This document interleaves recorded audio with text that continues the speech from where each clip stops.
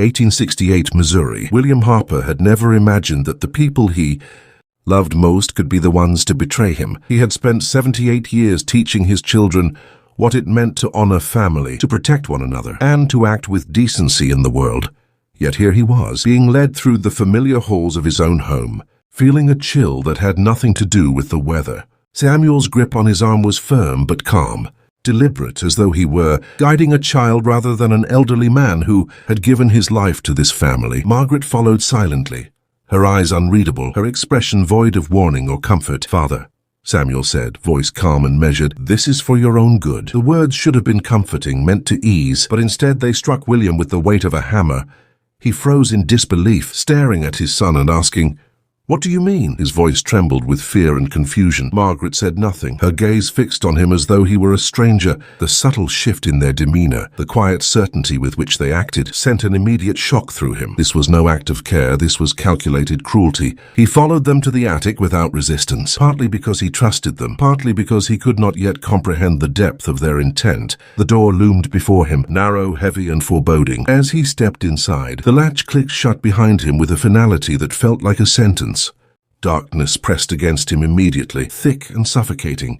He stumbled, hands brushing against dust-coated floorboards, and realized that the space was smaller than he had remembered. The air was stale and heavy, carrying the scent of years of neglect, the faint tang of wood and dust. "Stay put, we'll take care of everything." Samuel's voice floated faintly from below, calm and deliberate. The words offered no comfort. They were a reminder of the indifference he now faced, the casual cruelty of those who should have protected him. William pressed himself into the corner, knees drawn to his chest, trembling as his mind struggled to process what had just happened. Every creak in the house, every faint murmur from below became amplified. Every shadow in the room seemed to twist and move with intent, each one a possible threat. He had once nurtured these children, guided them through life, and yet they had turned, their hands against him in the most intimate betrayal imaginable. Hours passed. Hunger gnawed at him, though he did not know if it was a matter of minutes or days. His throat burned from calling their names, from pleading silently into the thick, oppressive darkness. He tried to remember any escape route, any possible flaw in the attic structure that could allow him freedom, but the room offered none. Every attempt at reasoning brought him back to the same unbearable truth. He was utterly alone, trapped by those who should have loved him, imprisoned by the very people who owed him care and respect. By the second night, despair had begun to twist into something darker. The small noises of the attic, previously ignorable, now felt threatening. A scuttling rat became an imagined intruder. The shifting boards sounded like footsteps of unseen figures. The mind, deprived of contact and companionship, turned every benign sound into danger. William's thoughts twisted as he began to whisper apologies for imagined sins, muttered prayers, and even pleaded silently for mercy. His heart raced with a combination of fear, confusion, and the first hints of simmering anger. Memories assaulted him relentlessly. He remembered holding Samuel in his arms for the first time, reading Margaret her first bedtime story, the sound of their laughter on warm summer mornings. Each recollection cut deeper than the last, serving as both proof of his devotion and evidence of how cruelly it had been repaid.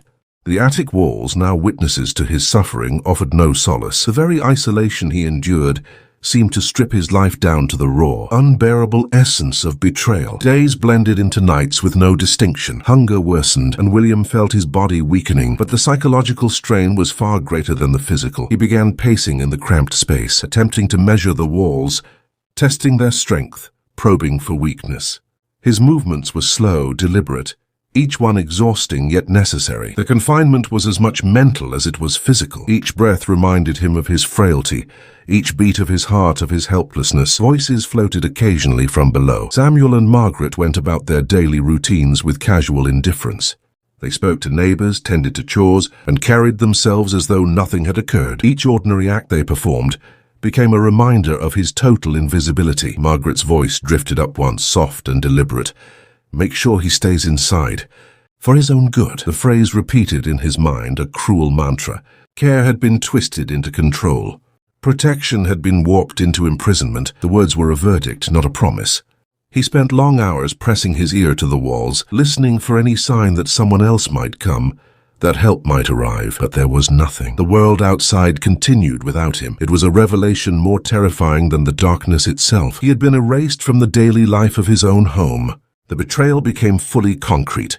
No one was coming. His children, those he had raised, had chosen to abandon him. Isolation brought its own forms of madness. William began talking to himself, holding conversations with his memories, arguing with shadows, and even imagining voices that weren't there. He questioned whether this was reality or some cruel dream, whether the world had truly shifted so entirely that those who once loved him now considered him a nuisance to be contained. Every hour stretched unbearably, time dragging as though it too had abandoned him.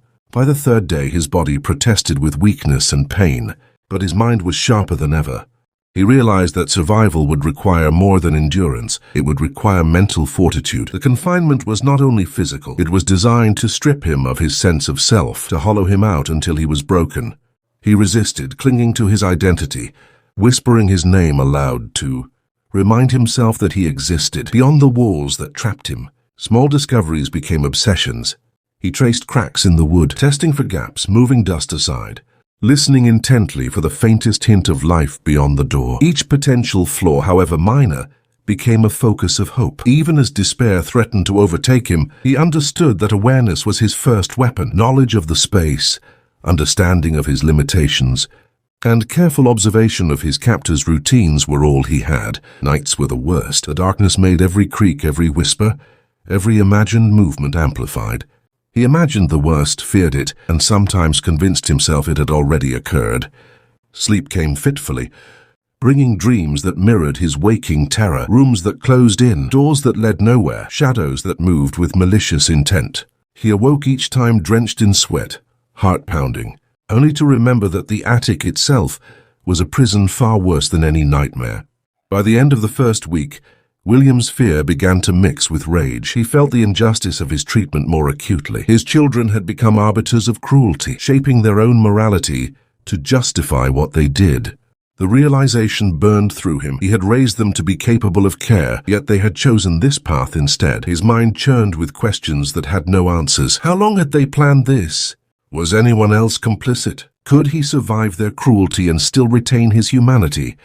He began to map the attic in his mind, memorizing every inch of its walls and floor. He tested the strength of the door latch with his fingers, feeling the grooves, the grain, the resistance. He pressed his ear to the boards, trying to distinguish ordinary household noises from potential threats or opportunities. Every moment became a study in survival. His body was weak, his bones ached, but his mind honed itself sharper than ever. Then one evening, a whisper floated from below. It was deliberate, soft, and cruel in its calmness, Margaret's voice unmistakable. Make sure he stays inside, for his own good. The words were not intended for him to hear, yet he did. They confirmed everything he already suspected. He was utterly at the mercy of his children. There was no escape without risk, no hope without cunning. The attic, once a part of his home, had transformed into a domain of cruelty and betrayal. He sank to the floor, exhausted, and pressed his head against the corner. Every muscle in his body ached from confinement, but his mind refused to surrender. He whispered to himself that he would endure, that he would observe, that he would survive. The thought of giving in was unthinkable, yet the path ahead seemed endless. 7 years stretched before him like a shadow without end. Every day would test him. Every moment would challenge him, and yet he understood that the first step in fighting back was simply to exist, to resist mental collapse, to cling to his humanity in the darkness. As he lay in the corner, listening to the distant sounds of life continuing below, a single thought persisted. No matter how long they held him here, he would remember. He would watch. He would endure. And when the moment came, he would confront the betrayal that had brought him to this place. Until then, he had nothing but time, darkness, and the knowledge that his own children had chosen cruelty over care. William had counted the days, the hours, the endless moments of isolation, yet the monotony of the attic brought no comfort. Each creak of the house below reminded him that life had continued without him, that the children he had nurtured now walked freely while he was confined to a dark corner. The walls of the attic had begun to feel like an extension of his own fear, pressing in, alive, suffocating. But by the second week, he began to notice small details, subtle movements below, patterns in their routine, the rhythm of footsteps, the distant voices. Every sound became a fragment of information, Every whisper a clue in the cruel game his children were orchestrating. Samuel and Margaret, he realized, were methodical. There was a deliberate sequence to their cruelty, almost ritualistic. Food was left only once a day, always at the same time, sometimes insufficient, leaving him weak and trembling. They spoke in hushed tones when they thought he could not hear, phrases that revealed calculation rather than affection. "He will not question any more," Margaret said once, her voice dripping with both coldness and satisfaction.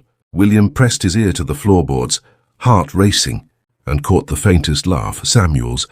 The sound, so ordinary in its tone, burned in him with horror. They were enjoying his suffering, turning it into a quiet entertainment for themselves. The psychological torment became as tangible as hunger. Each day brought a subtle erosion of identity. He began to question his own memories, replaying old mistakes and imagining new ones. Had he failed as a father?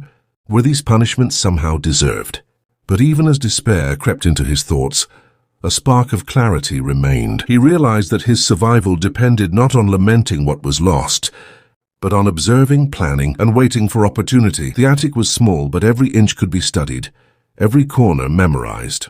Every flaw in the walls, every loosened plank could become a potential lifeline. He had survived 78 years. He could survive this. The silence of the attic forced introspection, an unrelenting confrontation with his own mind. Memories of his children in happier times were now knives of guilt and pain. He remembered Samuel's first steps, Margaret's laughter as she learned to ride a horse, the warmth of family dinners that now felt distant and unreal. In these recollections, he found both sorrow and strategy. He understood their strengths, their weaknesses, the subtle ways they moved, the small habits they could not conceal. Every memory became a tool, not comfort, a way to outthink those who had locked him away. By the end of the first month, William had begun to test the attic's limits. He pressed, pulled, and nudged at the latch of the door. Whenever footsteps passed below, he discovered a tiny crack along one edge, imperceptible unless one knew to look. It became his measure of hope, a tiny gap through which he imagined glimpses of freedom. At night he pressed his ear to the boards, listening for any conversation that might reveal a plan, a mistake, or a moment of carelessness. Each day's observation sharpened his mind, training him in patience and vigilance. The attic, once merely a prison, had become a theater of strategy. Hunger and weakness pressed heavily on his body, yet his mind remained alert. He rationed the small scraps of food that appeared daily, conserving energy for mental exercises and observation. Sleep came fitfully, plagued by dreams of his children smiling, laughing, mocking him, blending with nightmares of endless corridors and closing walls. He awoke drenched in sweat, heartbeat pounding, yet these terrors reminded him of his vulnerability and reinforced his resolve. He would not break, not completely, not yet. Weeks turned into months, and the psychological weight of betrayal remained constant. Yet William began to notice something curious in their behavior. Samuel sometimes paused when he thought William could not hear, muttering phrases that betrayed doubt, a flicker of uncertainty. Margaret occasionally lingered at the door, listening, her expressions momentarily torn. These were not comfort, but they were cracks in the armor, small, nearly invisible, but promising. He clung to these glimpses like a lifeline, knowing that every human, no matter how cruel, carried a trace of hesitation, of imperfection. Then, on a particularly quiet evening, William caught a sound that made his pulse race, a key scraping against the floorboards. Not a door, but something misplaced. Footsteps followed, hesitant, a whisper from below. "Make sure he stays inside."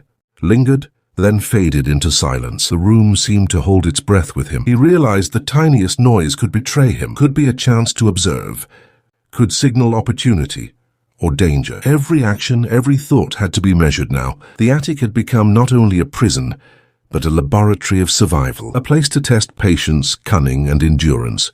By the second year, William's body had weakened, but his mind had sharpened. He had mapped every board, every crack, every potential point of escape. He knew when Samuel and Margaret walked together or separately, the rhythms of their meals and the intervals of silence that allowed him to think, to plan. He began to imagine scenarios, slipping through the small window at night, making a rope from torn fabric, timing his movements with precision. None were immediate solutions, but each mental rehearsal strengthened him, turning desperation into deliberate strategy.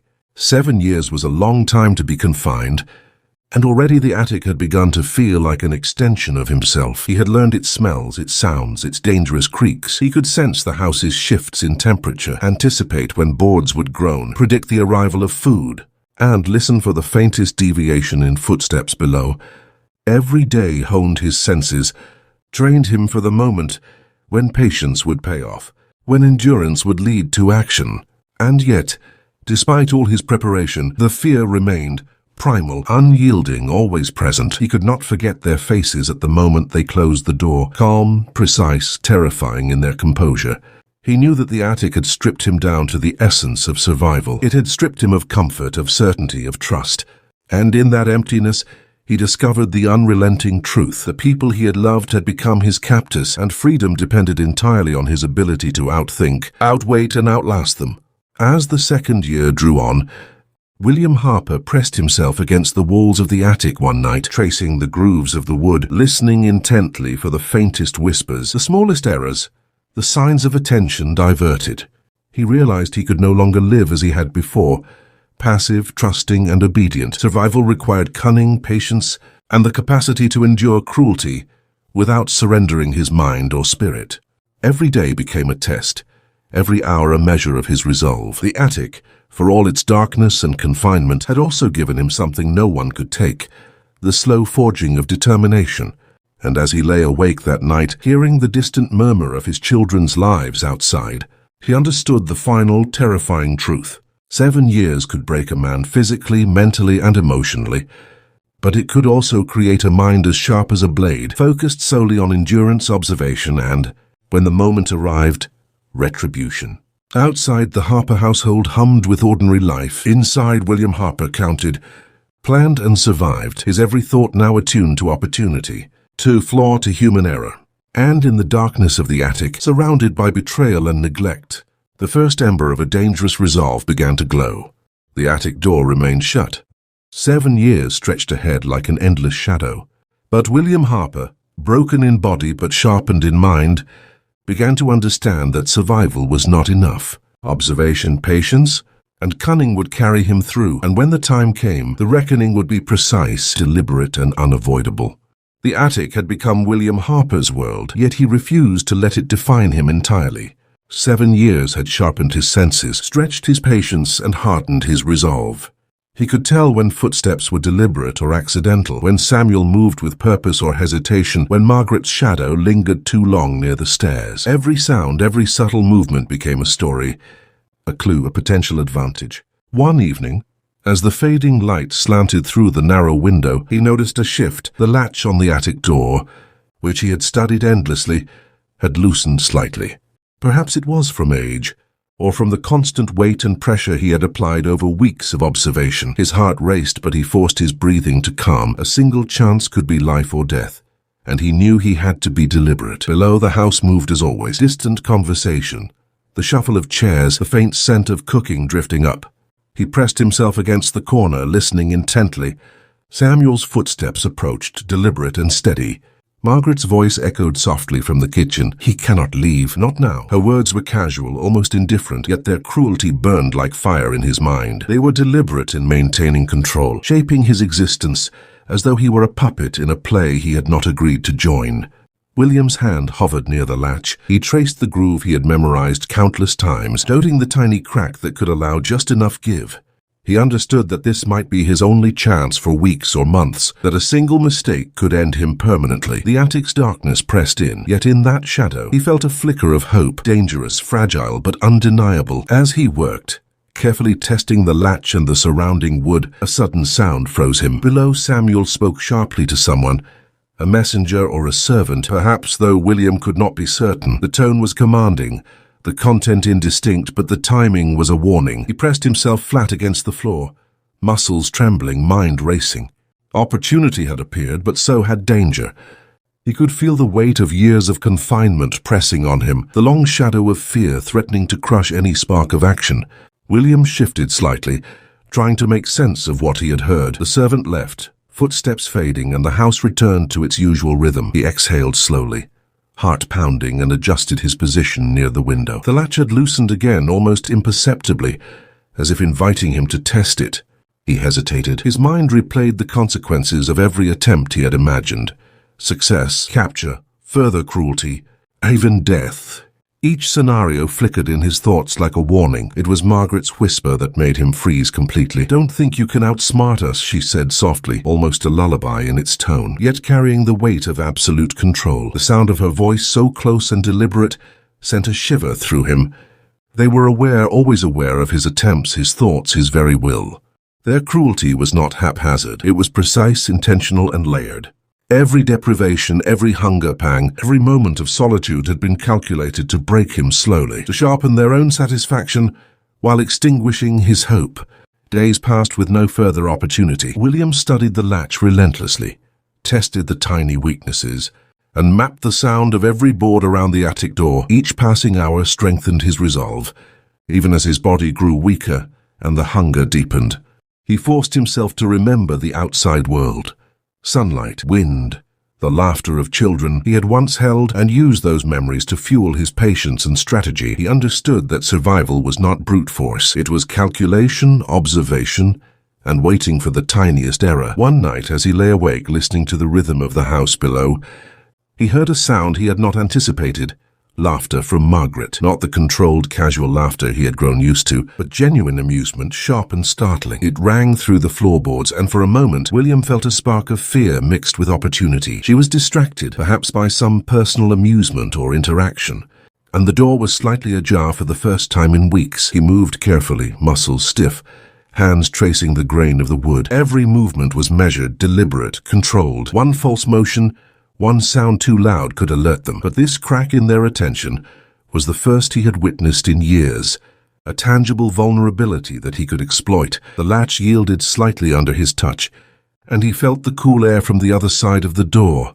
The scent of the house below, ordinary yet intoxicating after years of confinement, filled him with both hope and dread. Just as he prepared to press further, a sudden step outside the attic made him freeze. Samuel's shadow appeared in the faint light spilling under the doorway. He did not call out, did not move quickly, but simply lingered, as though testing, observing.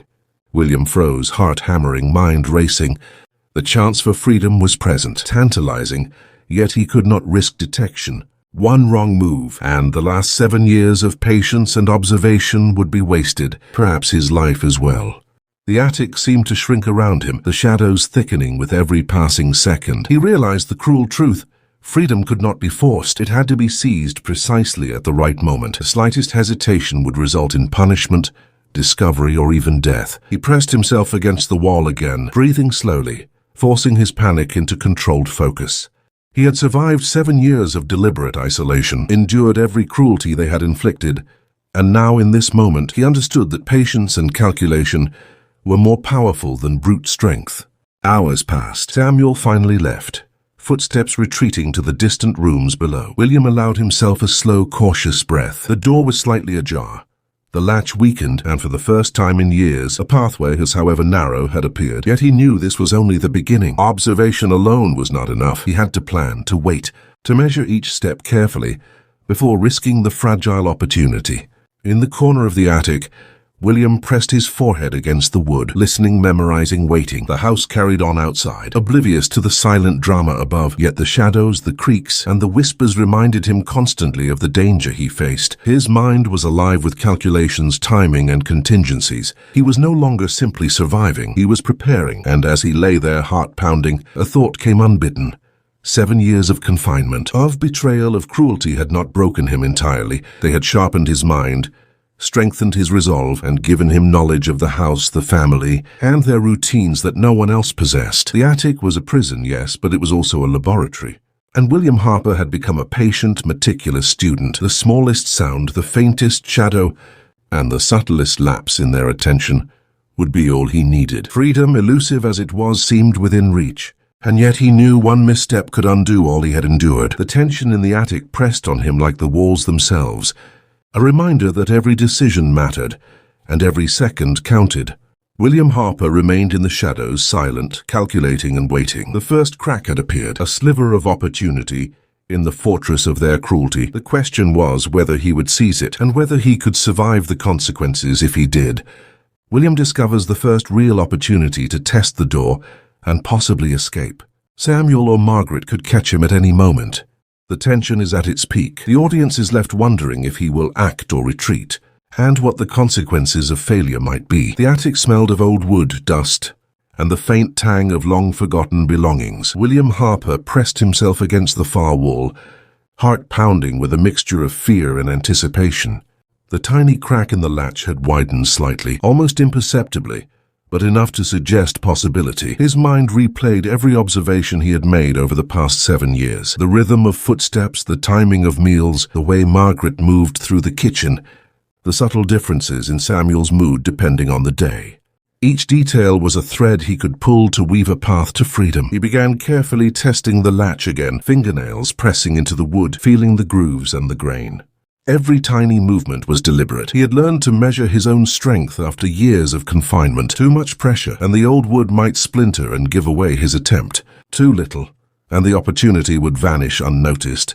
He exhaled slowly, suppressing the tremor in his hands, and pressed gently, just enough to feel the possibility of movement. The small click of the latch gave him a jolt of adrenaline, yet he knew it was only the beginning. Hours passed in tense silence. William could hear the distant sounds of the house below, the scrape of a chair, the soft murmur of conversation, the faint laughter that was as ordinary as it was infuriating. His body ached from immobility, but the mind sharpened with focus. He could no longer rely on brute force or desperation. Survival demanded patience, observation, and strategy. Every day of imprisonment had been a lesson, and now he was applying it in the narrowest of theaters, the cramped attic that had become his world. As dusk approached, he pressed himself against the latch again, this time testing the door with subtle incremental movements. He imagined Samuel or Margaret noticing the tiniest misalignment, the smallest creak, and it sent a cold shiver down his spine. Yet the risk itself brought a strange clarity. The attic was no longer just a prison. It was a battlefield, a place where every detail mattered, every second counted, and every breath could mean life or death. That night, he heard Margaret's voice clearly for the first time in weeks, calling Samuel from the kitchen. Their conversation was soft, almost conspiratorial. She laughed lightly at some comment he could not hear fully, and William felt a mix of dread and opportunity. Their attention was diverted even for a moment. His body tensed, muscles coiled like springs. He pressed his hand to the latch, gently nudging it, feeling the possibility of release. He imagined what freedom might feel like. Sunlight on his face, air in his lungs, the world beyond the suffocating boards of the attic. But the moment was fleeting. A floorboard creaked directly beneath him. He froze, heart hammering, breath caught in his chest. Samuel's shadow appeared in the dim light beneath the attic door, a silent threat. He could feel the weight of 7 years of cruelty concentrated in that single moment of attention. Every instinct screamed to retreat, to return to the corner and wait for another chance. Yet the spark of determination that had carried him this far refused to be extinguished. He eased back, still holding the small movement he had forced in the latch, letting Samuel's shadow pass without notice. Days blurred into nights as William continued his careful testing. He rationed the meager food, conserving strength, while training his mind to recognize patterns, anticipate movements, and exploit any lapse in attention. Margaret sometimes lingered near the attic door, her eyes scanning the floor as if sensing something he could not fully understand. Each time she left, he memorized the interval, the rhythm, the slight shift in her step. Every detail became a potential advantage, every minor lapse a chance. One morning he discovered something new. A piece of cloth, frayed and weak, had fallen from a box in the corner. It was small, seemingly insignificant, but in his imagination, it became a rope, a tool, a lifeline. He tested its strength against the boards, against his weight, against the possibilities of the unknown. For hours, he ran scenarios in his mind. He could tie it, anchor it, lower himself carefully if the opportunity presented itself. Every thought was meticulous. Every contingency was measured. The attic, once merely a prison, had transformed into a stage for careful planning and mental rehearsal. By the second month, the isolation had begun to reshape his perception of time. Days lost meaning. Hours merged into one another. Hunger gnawed at him, but it was the mind that demanded vigilance. Sleep came fitfully, dreams haunted by the faces of Samuel and Margaret, by the moments they had smiled at him before locking him away, by the echoes of 7 years of silent torment. He woke each time more determined, the faint ember of strategy glowing brighter with every passing night. He began to experiment more boldly with the latch, pressing and nudging, observing how it responded, how the boards shifted, how the light from below illuminated small weaknesses. Each success, each small movement, reinforced his understanding that freedom required patience, not brute force. He understood that any rash act could result in immediate discovery, further cruelty, or permanent harm. His mind had become a finely tuned instrument of observation and restraint, capable of measuring the smallest variables with precision. Then one evening, a sound stopped him cold. A voice, distant but deliberate, floated up from below. Samuel was speaking, instructing someone, perhaps a servant or a visitor. In hushed, careful tones, the timing, the content, the tone itself carried menace. William pressed himself flat against the floor, listening, heart pounding. The attic seemed to hold its breath with him. This intrusion reminded him that the smallest sound could betray him. That opportunity was always intertwined with danger. He withdrew from the latch, retreating to the farthest corner, knowing that patience was still the only weapon he possessed. Yet as he settled against the wall, a flicker of hope emerged. The conversation below had revealed a minor lapse in their routine, a small window of distraction that could be exploited. He memorized the timing, the cadence of voices, the intervals between movements. Every detail became a weapon, every observation a step toward eventual liberation. The attic, oppressive and unyielding, had given him something no one could take: knowledge of the house, the family, and the opportunities hidden in their cruelty. By the third month, William had begun to visualize the moment of escape with increasing clarity. He rehearsed in his mind every step, every movement, every potential obstacle. The tiny crack in the latch, the frayed cloth, the rhythm of footsteps below, all became pieces of a puzzle he intended to solve. Each night he pressed his hand to the wood, imagining the swing of the door, the careful placement of his weight, the timing required to move unnoticed. The attic, once a place of despair, had become a laboratory of possibility, and he was its meticulous, patient student. And yet, just as the first glimmer of opportunity seemed within reach, he heard it, a footstep he had not anticipated, deliberate and slow, approaching the attic stairs. Margaret's voice followed, soft, almost a whisper, carrying both warning and malice. "Do not even think of trying. We will know." His pulse quickened, his muscles tightened, and for the first time in months, he felt the full weight of fear pressing down like a physical force. The window, the latch, the potential rope, none of it mattered if they discovered him now. He pressed himself flat against the wall, heart hammering, listening as Margaret's shadow lingered just beneath the attic door. Every second stretched endlessly. The air seemed thick, heavy, as though the attic itself held its breath. And in that frozen, terrifying moment, William Harper understood the delicate balance of opportunity and danger. 7 years had honed his mind and spirit, but the attic could still be his tomb if one misstep betrayed him. The shadows shifted, the footsteps faded, and the attic returned to its oppressive silence. William exhaled slowly, muscles relaxing, mind racing. The first true opportunity to test his escape had appeared and receded, a fragile sliver of possibility swallowed once more by caution and patience. He pressed his hand to the latch, tracing the tiny crack, feeling the promise of freedom and the threat of discovery in equal measure. He would wait, he would observe, he would endure. And when the next opportunity came, he would be ready. William had stopped counting the years in any conventional way. Time in that house had lost all meaning. But tonight the air felt different, heavy, charged, like the calm before a storm. Somewhere below, a clock ticked unevenly, its hands dragging forward in stubborn defiance of reality. For the first time in years, he sensed a pattern in the chaos, a rhythm in the cruelty that had become his life.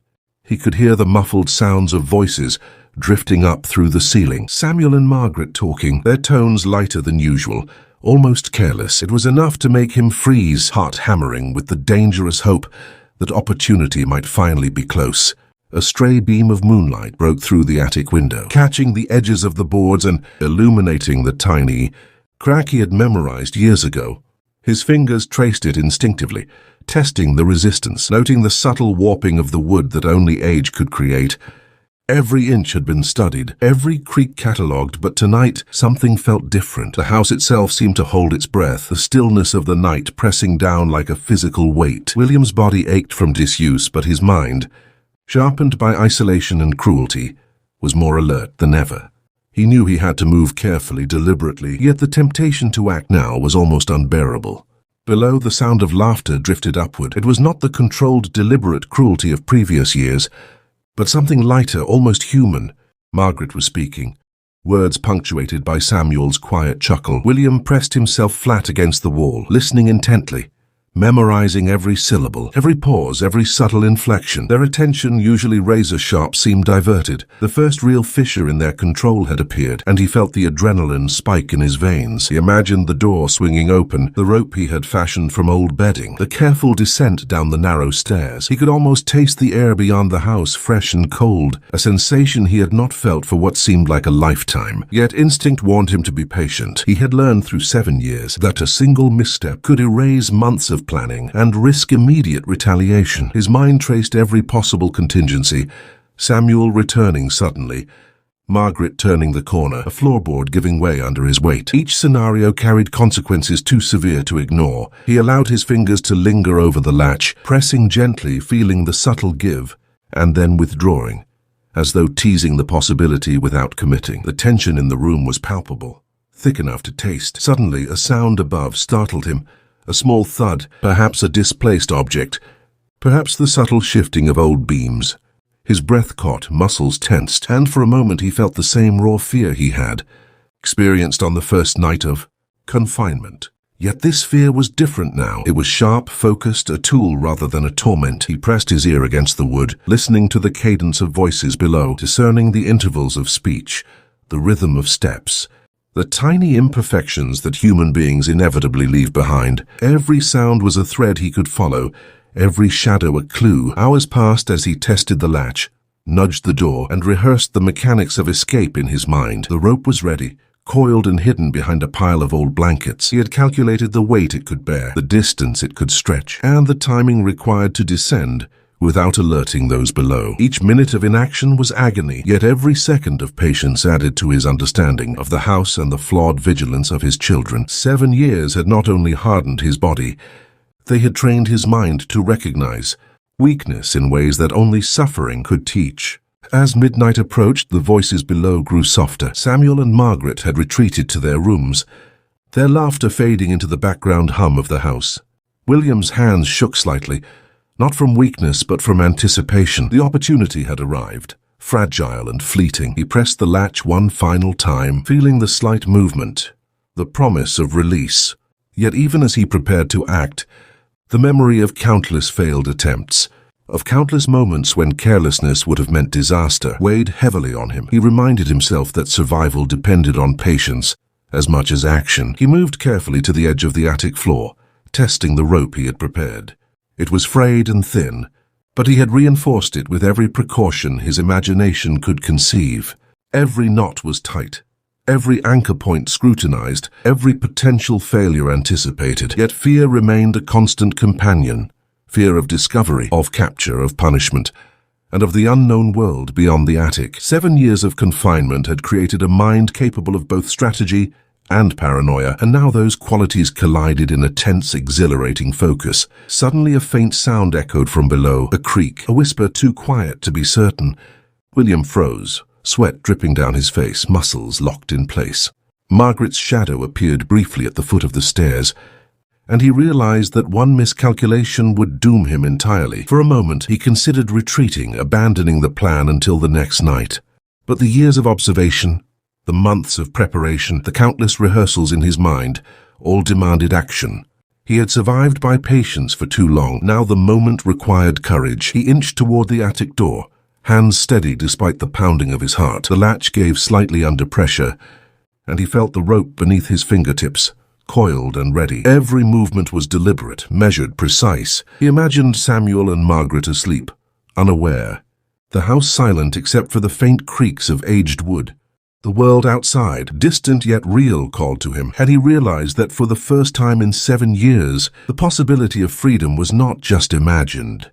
It was tangible, almost within reach. As he prepared to move through the door, a sudden floorboard groaned beneath him. He froze, breath caught, heart racing. Margaret's voice floated up, sharp and inquisitive. "William?" The single syllable carried more menace than any punishment he had endured. He pressed himself flat against the wall, hands gripping the rope, mind calculating every option. The attic that had been his prison now became a stage for the most dangerous act of his life. One wrong move, one misstep, and the years of survival, patience, and cunning could end in an instant. He waited, every nerve straining, muscles rigid, mind alert to the faintest sign of attention below. Margaret's footsteps receded, and the house fell into silence once more. William exhaled slowly, the rope coiled beside him. The latch tested and ready, the air thick with tension. The moment had arrived, fragile and fleeting, yet he understood that the hardest part of escape was not physical, but psychological. Trusting himself, trusting his preparation, and moving despite the fear that had accompanied him for 7 long years. And as the moonlight illuminated the narrow gap of the attic door, William Harper realized that the choice was now his alone. He could retreat, wait, and endure a few more months of confinement, or he could act, risking everything for a single, precious chance at freedom. 7 years had taught him patience, observation, and endurance, but now they demanded courage as well. The shadows of the attic seemed to press in around him, the silent walls bearing witness to his decision. Every sound below, every creak of the boards, every whisper of wind through the cracks became a signal, a warning, and a promise. William Harper, frail yet resolute, pressed his hand to the latch one final time. The rope was ready, the world outside waited, and the culmination of 7 years of suffering, strategy, and silent calculation hung in the balance. William took a deep breath, muscles tense, and began to move. The house, once indifferent to his suffering, seemed to hold its breath with him. Every second stretched endlessly. Freedom was within reach, yet danger lurked in every shadow. One misstep, one creak too loud, one shadow misjudged, and 7 years of meticulous planning could collapse in an instant. William Harper's hands were raw and bleeding from the rope, each fiber slicing into his skin, as though reminding him of every year he had spent imprisoned in the suffocating darkness of the attic. He pressed forward anyway, muscles taut, senses sharpened to a knife's edge. The moon had reached its zenith, casting pale light across the fields surrounding the house, transforming ordinary grass into silver threads that whispered beneath his boots. Every sound carried weight. An owl's distant call made his heart skip. The rustle of a rabbit in the underbrush felt like a signal that the world outside had not entirely forgotten him. 7 years had trained him to interpret the faintest hint of life, danger or opportunity. The Harper household receded behind him, dark and oppressive. A monstrous entity constructed from human cruelty. He could feel its weight still pressing against him, though distance stretched between them. Samuel and Margaret were inside, voices shrill with panic and confusion, their carefully maintained authority shattered in the first light of their discovery. William imagined Margaret running through the house, furniture scraping floors as she called out his name in disbelief. Samuel's rage would have been cold, calculated, but no longer effective against a man who had survived years of deliberate torment. The irony of their helplessness filled him with a grim satisfaction, though he did not linger on it. Survival required focus, not indulgence. The landscape around him was unfamiliar, yet intoxicating in its freedom. Each footfall carried him further from the shadows of confinement and closer to the sunlit promise of life reclaimed. The air smelled of earth and dew, of fire still burning in distant chimneys, carrying scents that had been denied to him for almost a decade. He breathed deeply, savoring the richness, letting it fill his lungs as though the act itself were a defiance against the years spent starving for more than food. Hunger had been constant in the attic, gnawing at his body, sharpening his mind, and teaching him that endurance was both physical and mental. The first taste of the open air was intoxicating, and he let it energize him without slowing his pace. He paused briefly on a small rise, peering back toward the house. The attic window was a faint rectangle of darkness in the sprawling silhouette of the building. He thought of the 7 years spent in isolation, each day stretching endlessly, filled with silence, hunger, and psychological torment. Margaret's laughter, cold and deliberate, haunted him. Samuel's commanding presence, rigid and unwavering, had attempted to imprint obedience and fear, and yet, despite the psychological battering, William had survived. He had observed, memorized, and planned in a way that none of them could anticipate. Each moment of suffering had been converted into strategy, patience, and resolve. He forced himself onward, descending the rise toward a small dirt road that wound through the trees. The world was alive around him, yet he felt the familiar weight of vigilance pressing on his mind. Every shadow could conceal danger. Every sound could signal pursuit. His escape had been achieved physically, but the mind remained inextricably attuned to threats, honed by years of psychological cruelty. This was no ordinary freedom. It was the cautious, measured liberation of a man who had been trained to survive under the harshest conditions imaginable. As he approached the road, he thought again of Samuel and Margaret. Their cruelty had been precise, deliberate, almost clinical in its implementation. They had deprived him of sunlight, food, and social interaction, each deprivation carefully calculated to instill fear, obedience, and dependence, yet they had underestimated the human capacity for endurance and adaptation. William's mind had become a weapon honed by isolation. His patience, observation, and cunning had rendered their control ineffective.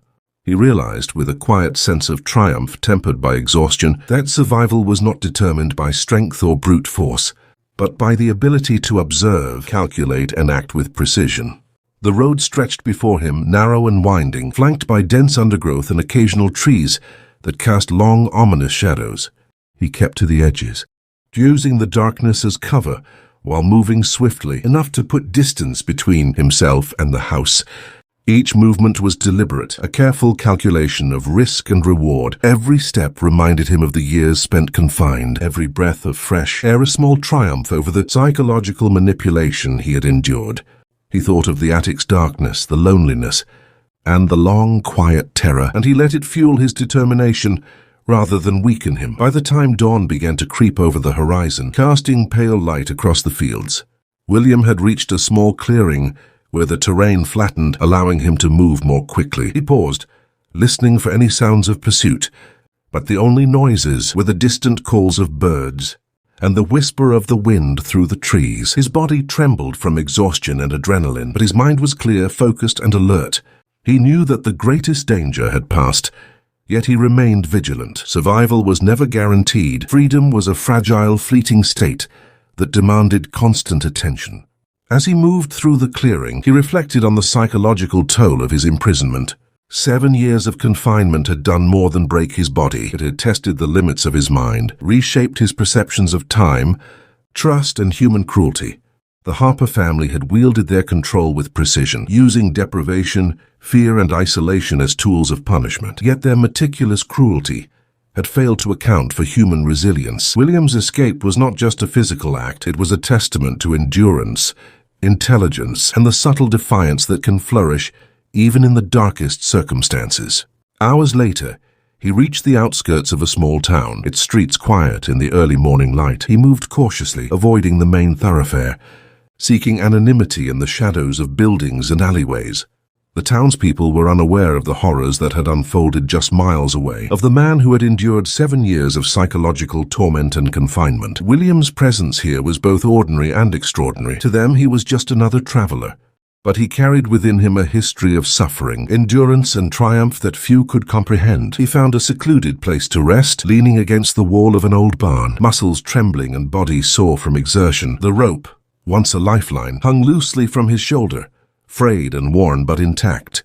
He allowed himself a long, deep breath, letting the tension drain from his muscles as his mind replayed the events of the past hours.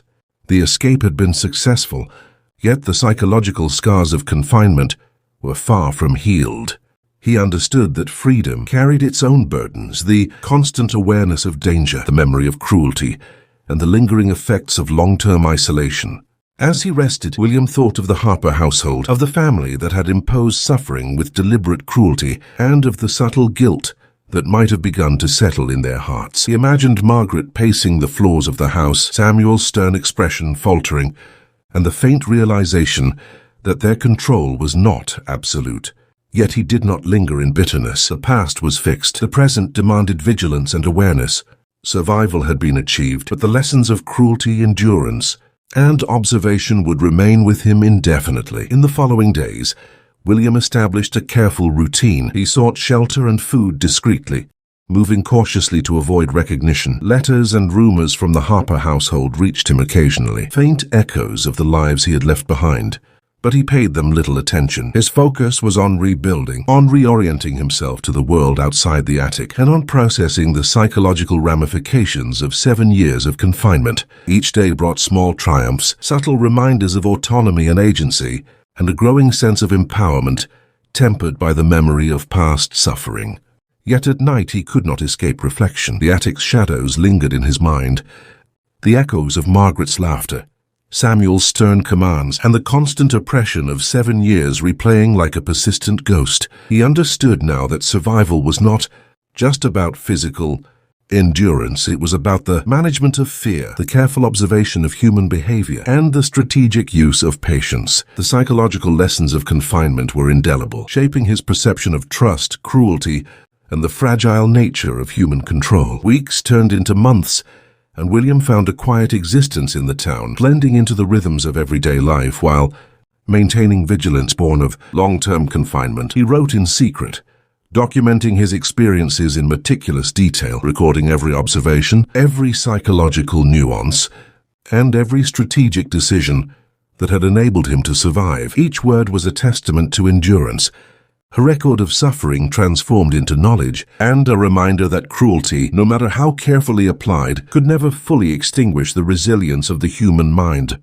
And in the quiet moments, when the wind carried the faint scent of the Harper household through the trees, William Harper reflected on the paradox of his experience. He had endured extreme cruelty, isolation, and psychological manipulation. Yet those very hardships had honed his intellect, sharpened his patience, and strengthened his resolve. He had transformed suffering into strategy, torment into preparation, and confinement into opportunity. The lessons of the attic would remain with him forever. The necessity of observation, the power of patience, and the indomitable force of human resilience. He walked through the town's quiet streets at dawn, the first rays of sunlight catching his weathered face. Freedom, once a distant dream, was now tangible and immediate. He had escaped the Harper household, evaded detection, and reclaimed his autonomy.